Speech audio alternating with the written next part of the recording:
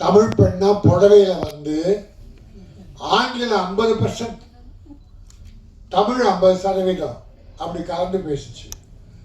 நான் தான் சொன்னேன், அழகிய தமிழ் மகளே, நல்லா தமிழ் பேசுகிற, இதுக்கு இடையில் ஆங்கிலத்தையா உள்ள சொருகிற, தமிழ் பேசு, தேவையான 1-2 ஆங்கிலம் பேசலாம், தப்பில்லை.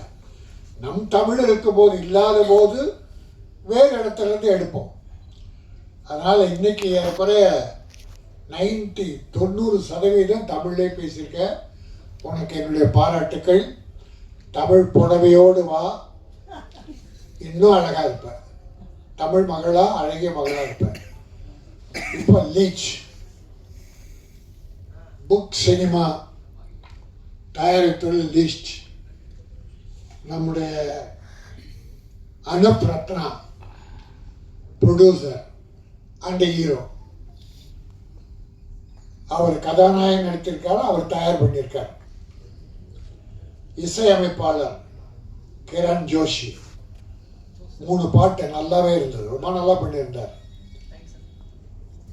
நம்முடைய இந்த மேடையை அலங்கரித்தவர் நிஜாம், நடிகர், மிமிக்ரி ஆக்டர், இன்னும் பல்துறை கலைஞர். நிஜாம், நீங்கள் உண்மையிலே ஒரு பல்கலைக்கழகம். இது நிஜம், இது சத்தியம்.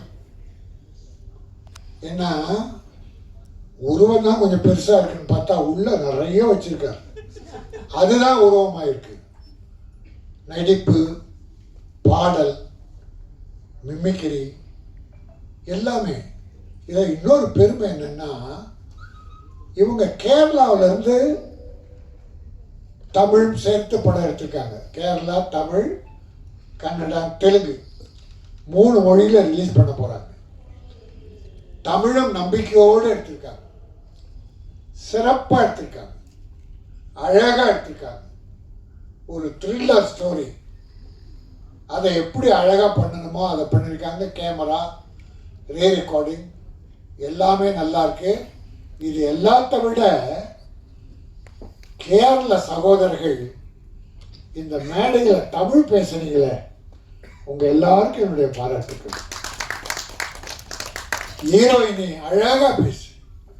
நான் ஏதாவது தப்பு பேசுறதா மன்னிச்சிருக்கேன்னு கேட்டது. கடைசியில் நன்றி சொன்னேன்.